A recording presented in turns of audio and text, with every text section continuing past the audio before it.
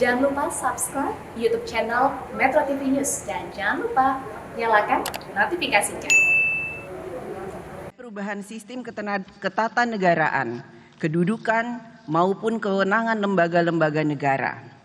Oleh karena itu, penting kiranya menjaga kerjasama antar lembaga negara, karena kewenangan yang dimiliki oleh setiap lembaga negara ada yang dapat dilaksanakan secara mandiri dan ada juga yang harus dikerjakan bersama dengan lembaga lain.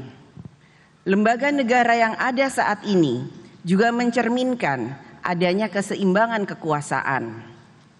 Selanjutnya, saya akan menyampaikan pidato pengantar sidang bersama DPR RI dan DPD RI pada kesempatan ini.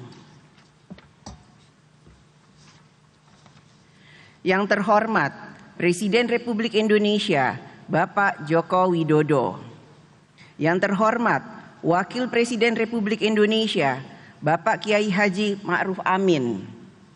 Yang terhormat Presiden Republik Indonesia kelima Ibu Megawati Soekarno Putri. Yang terhormat Presiden Republik Indonesia ke-6 Bapak Susilo Bambang Yudhoyono. Yang terhormat Wakil Presiden Republik Indonesia ke-6 Bapak Tri Sutrisno. Yang terhormat Wakil Presiden Republik Indonesia ke-9 Bapak Hamzahas. Yang terhormat Wakil Presiden Republik Indonesia ke-10 dan ke-12 Bapak Muhammad Yusuf Kalla. Yang terhormat Wakil Presiden Republik Indonesia ke-11 Bapak Budiono. Yang terhormat Ketua dan para Wakil Ketua MPR RI.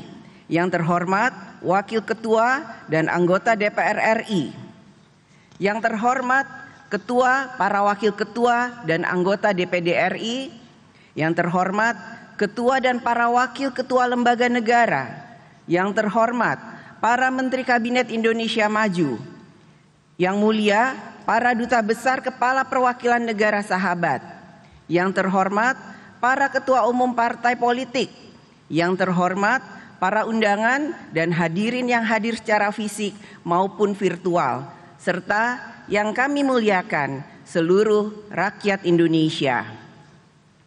Puji syukur kehadirat Allah Subhanahu wa Ta'ala, Tuhan yang Maha Esa, karena hanya atas segala rahmat, karunia dan hidayahnya pada hari ini kita dapat menghadiri sidang bersama DPR RI dan DPD RI sebagai salah satu bentuk pelaksanaan tugas konstitusional.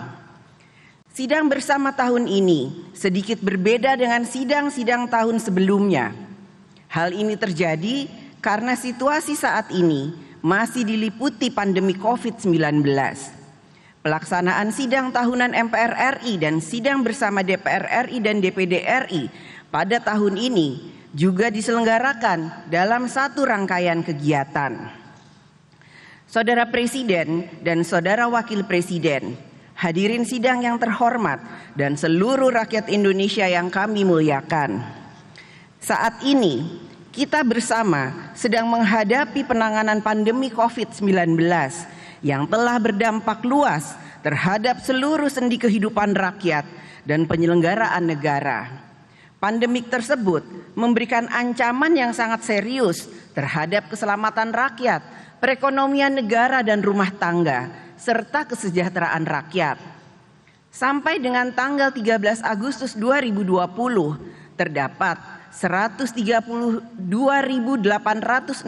kasus COVID-19 yang tersebar di 34 provinsi dan 480 kabupaten kota dengan jumlah yang dinyatakan sembuh sebanyak 87.558 orang dan jumlah yang meninggal dunia mencapai 5.968 jiwa. Pada sektor perekonomian nasional, sumber-sumber pertumbuhan ekonomi nasional mengalami kontraksi.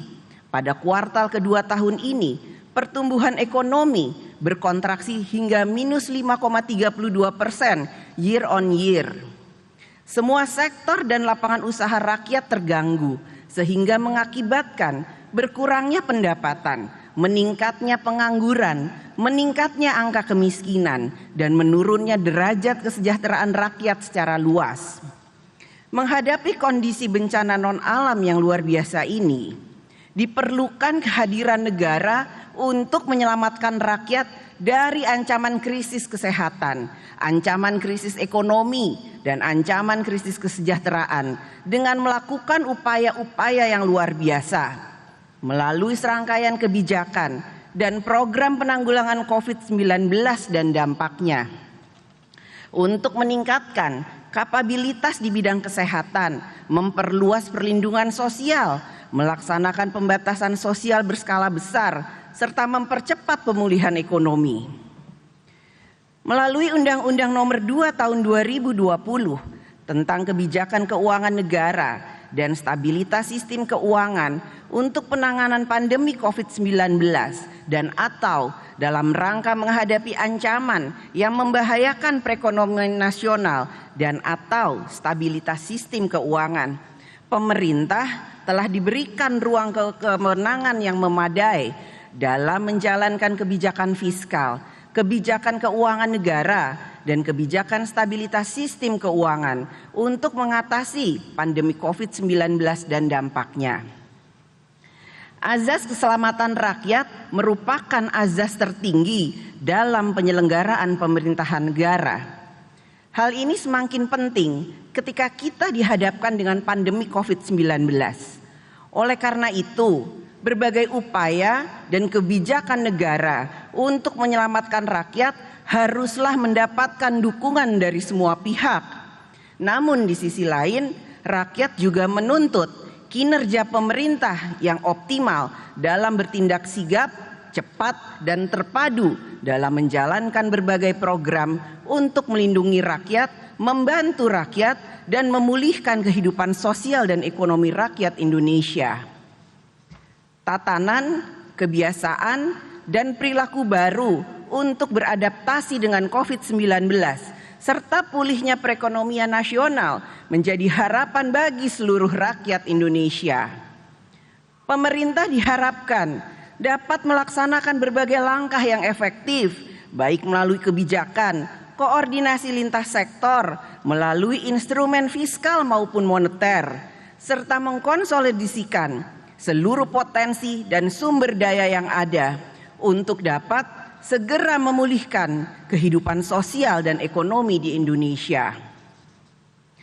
Kita patut memberikan apresiasi atas kerja bersama, gotong royong seluruh komponen bangsa, baik pemerintah pusat, pemerintah daerah, dokter, tenaga kesehatan, Satgas COVID-19, TNI, Polri, BUMN, swasta, relawan, serta segenap unsur masyarakat dalam menghadapi pandemi COVID-19. Semangat gotong royong inilah yang membuat kita telah mampu dan bertahan menghadapi COVID-19 hingga saat ini. Saudara Presiden dan Saudara Wakil Presiden, hadirin sidang Dewan yang terhormat, dan seluruh rakyat Indonesia yang kami muliakan. 3 hari ke depan, tanggal 17 Agustus 2020, bangsa Indonesia akan merayakan kemerdekaan Republik Indonesia yang ke-75. Peringatan Hari Kemerdekaan dimaksudkan selain untuk menghormati jasa para pahlawan yang telah mengorbankan jiwa dan raga agar kita merdeka dan bebas dari belenggu penjajahan, juga menjadi momentum dalam merefleksikan kembali perjalanan panjang bangsa Indonesia yang penuh dengan dialektika dalam menghadirkan dinamika dan membentuk gelombang romantika yang bermuara pada peradaban bangsa dan negara Indonesia menjadi seperti saat ini. Proklamator Indonesia, Bung Karno, sesaat setelah menyampaikan pidato teks proklamasi tanggal 17 Agustus 1945, beliau mengatakan, "Kita sekarang telah merdeka. Tidak ada satu ikatan lagi yang mengikat tanah air kita. Mulai saat ini kita menyusun negara kita, negara merdeka, negara Republik Indonesia, merdeka, kekal dan abadi. Insya Allah Tuhan memberkati kemerdekaan kita itu. Indonesia merdeka sejatinya adalah penentuan nasib bangsa dan tanah air di dalam tangan kita sendiri untuk mewujudkan Indonesia yang merdeka, bersatu, adil dan makmur. Telah panjang perjalanan bangsa Indonesia dalam membangun kekuatannya untuk dapat menentukan nasib bangsa dan tanah airnya sendiri. Selama 75 tahun membangun kekuatan tersebut, bangsa Indonesia telah mengalami berbagai perkembangan, baik dari sisi tata negara, sistem demokrasi, sistem pemerintahan, pola pembangunan, administrasi pemerintahan, serta hubungan antar lembaga negara. Membangun Indonesia memiliki arti yang sangat luas, yaitu membangun dalam segala bidang kehidupan negara dan masyarakat untuk menuju arah dan cita-cita kemerdekaan seperti yang tertuang dalam pembukaan Undang-Undang Dasar 1945. Tujuan pembangunan yang dilaksanakan oleh pemerintah negara Republik Indonesia secara tegas telah diguratkan dalam pembukaan Undang-Undang Dasar 1945 alinea keempat, yaitu melindungi segenap bangsa Indonesia dan seluruh tumpah darah Indonesia, dan untuk memajukan kesejahteraan umum, mencerdaskan kehidupan bangsa, dan ikut melaksanakan ketertiban dunia yang berdasarkan kemerdekaan, perdamaian abadi, dan keadilan sosial. Dalam mewujudkan tujuan bernegara tersebut, diperlukan politik pembangunan untuk dapat mengelola, mengatur, dan mengendalikan sumber daya bangsa dan negara yang diarahkan untuk membangun kekuatan nasional. Arah politik pembangunan adalah hal inti di dalam suatu pembangunan. Pembangunan tanpa arah politik yang jelas ibarat kapal tanpa kompas. Pembangunan tanpa dipimpin oleh visi misi politik pembangunan yang jelas ibarat kapal tanpa nahkoda yang akan hancur karena membentur karang atau tenggelam karena diterjang badai. Indonesia Maju menjadi tema dalam peringatan Hari Kemerdekaan Republik Indonesia yang ke-75. Merupakan sebuah tekad kita semua untuk dapat mengarahkan politik pembangunan nasional kita untuk dapat segera mewujudkan Indonesia maju di segala bidang. Pandemi COVID-19 telah memberikan ujian kepada capaian kemajuan Indonesia saat ini di berbagai bidang. Kita dapat melihat berbagai kekurangan yang masih perlu terus diperbaiki dan ditingkatkan kinerjanya untuk mewujudkan Indonesia maju. Kita masih perlu meningkatkan pelayanan kesehatan yang lebih merata bagi seluruh rakyat Indonesia di seluruh wilayah. Kita masih perlu memperkuat sistem penanggulangan bencana yang terpadu dan terkoordinasi. Kita masih perlu menyempurnakan sistem jaminan sosial dan perlindungan sosial. Kita masih perlu memperkuat regulasi untuk mencegah krisis ekonomi. Kita juga membutuhkan regulasi yang dapat menselaraskan otoritas kebijakan fiskal dan otoritas kebijakan moneter dalam menghadapi krisis ekonomi. Saat ini kita juga berada dalam era kemajuan zaman yang sangat dinamis dan terbuka secara sosial, budaya, ekonomi dan politik, serta persaingan global yang semakin tajam. Sebagai bangsa dan negara, kita semakin dituntut untuk memiliki kemampuan dan kekuatan di bidang politik, ekonomi, sosial, dan budaya agar dapat menentukan nasib bangsa dan tanah air oleh kedaulatannya sendiri. Selama 75 tahun Indonesia merdeka, telah banyak capaian kemajuan yang diraih. Kemajuan tersebut berada dalam gerak peradaban zaman yang selalu berkembang dan menghadirkan tantangan baru. Oleh karena itu, untuk mewujudkan Indonesia maju, kita juga harus dapat bergerak cepat seiring dengan cepatnya perkembangan peradaban dunia di berbagai bidang. Untuk mempercepat terwujudnya Indonesia maju yang memiliki kekuatan politik, sosial, budaya, dan ekonomi, maka politik pembangunan kita ke depan hendaknya dapat diarahkan untuk mempercepat pembangunan manusia Indonesia, memperkuat industri pangan nasional, penataan industri nasional yang kuat, pemerataan pembangunan infrastruktur, serta optimalisasi reformasi birokrasi. Indonesia juga adalah negara hukum. Oleh karena itu, semangat Indonesia maju juga perlu menjadi tujuan bersama dalam pembangunan hukum untuk memenuhi kebutuhan nasional. Produk hukum yang dihasilkan harus mampu mendukung tujuan bernegara dan membawa Indonesia maju.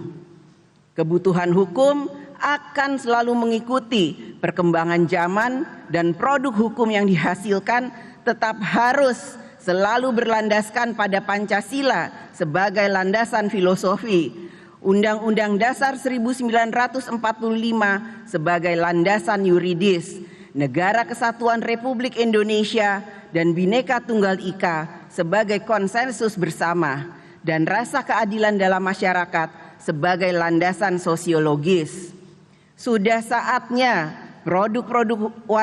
produk-produk hukum warisan zaman kolonial dapat digantikan oleh produk hukum Indonesia yang merdeka, yang tentu saja telah mempertimbangkan dan menyesuaikan dengan nilai-nilai budaya, sosial, dan sosiologis bangsa Indonesia. Indonesia Maju juga merupakan taman sari dari kemajuan pembangunan daerah. Dalam rangka melanjutkan pembangunan kemajuan daerah, maka pada bulan Desember yang akan datang, kita kembali akan melaksanakan pesta demokrasi dengan menggelar pemilihan kepala daerah dan wakil kepala daerah secara serentak di beberapa wilayah.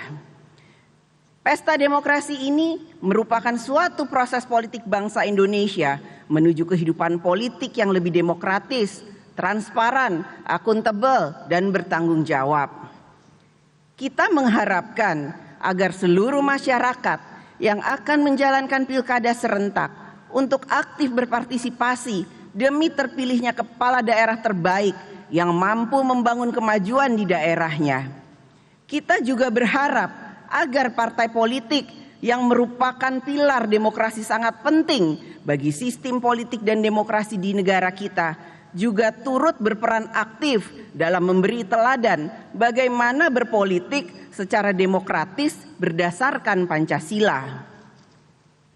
Dalam mewujudkan Indonesia maju, politik pembangunan juga harus dapat membuka ruang dan akses partisipasi seluruh rakyat Indonesia, karena setiap rakyat juga memikul tanggung jawab yang sama dalam berkontribusi pada kepentingan nasional. Bung Karno berkata, "Perjuanganku lebih mudah karena mengusir penjajah. Perjuanganmu akan lebih sulit karena melawan bangsamu sendiri." Pesan ini menyiratkan betapa pentingnya persatuan bangsa dalam membangun Indonesia.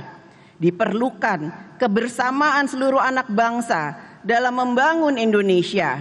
Diperlukan gotong royong dari semua anak bangsa. Kebersamaan yang bersumber dari cinta pada tanah air dan cinta pada bangsa Indonesia sebagai bangsa yang berpancasila dan berbineka tunggal ika. Kerja bersama, gotong royong kita semua, MPR RI, DPR RI, DPD RI, dan pemerintah masing-masing mengambil satu usaha, satu amal, dan satu pekerjaan untuk kepentingan bersama, yaitu Indonesia. Semua untuk Indonesia, Indonesia untuk semua.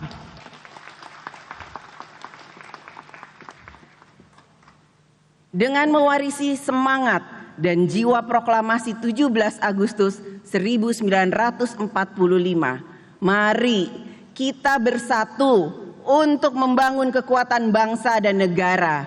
agar kita dapat menentukan nasib bangsa dan nasib tanah air di dalam tangan kita sendiri. Kita kuat karena bersatu, bersatu karena kuat. Inilah semangat kita bersama, bersatu untuk Indonesia.